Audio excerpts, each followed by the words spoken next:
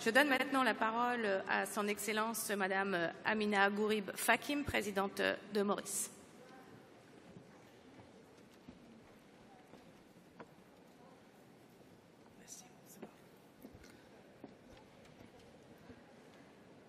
Monsieur le Président, je suis honorée de m'adresser à cette prestigieuse Assemblée et nous espérons que les retombées de cette conférence soient historiques car elles nous ramènent à la question fondamentale de notre survie sur cette planète.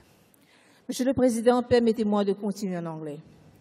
Mr. President, I would like to begin by conveying our sympathies to all French citizens and the government of France on the tragic events of November 2015.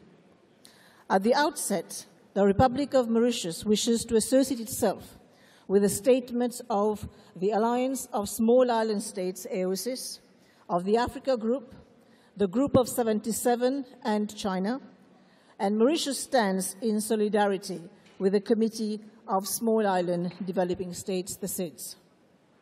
Our meeting is taking place at a consequential time. Successive United Nations reports as well as the new World Bank report, warns that absent climate-informed development, climate change could result by 2030 in an additional 100 million people being pushed deeper into poverty. Of these, up to 43 million would be Africans. Yet, Africa contributes least to the problem of greenhouse gas emission. Mr. President, according to the 2014 World Risk Report, Mauritius is ranked 14th on the list of countries at high risk of suffering an extreme climatic event. Temperature is increasing and surpassing the global average. A reduction in annual precipitation rates has been observed, while sea level is also rising at significantly higher level than the global average. The climate change projections for Mauritius are bleak. Mr. President, in September 2015, the Republic of Mauritius submitted its INDCs. My country has bold aims to cut greenhouse gas emission by 30% by 2030 and transition to a sustainable low-carbon development pathway. For the 2015 agreement, the Republic of Mauritius would like to address the following. 1. Respect and maintain the principles of equity and the common by differentiated responsibility.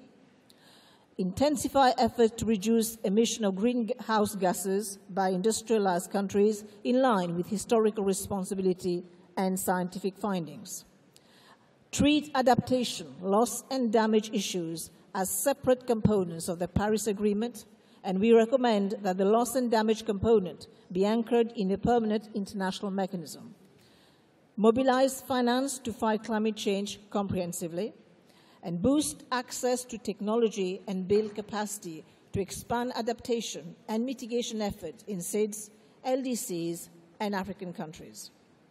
Finally, we call on all our developed country partners to come together, demonstrate political will, and agree on a legally binding agreement.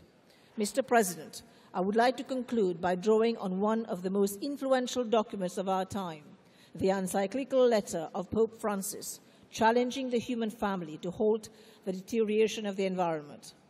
Climate change is a global problem, and its solution hinge on local actions.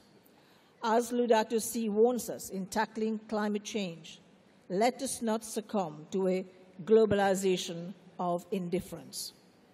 COP21 offers an unprecedented opportunity to respond to Pope Francis's call, take heed of scientific findings about anthropogenic changes to climate, and to act collectively to accelerate the overall effort to combat climate change.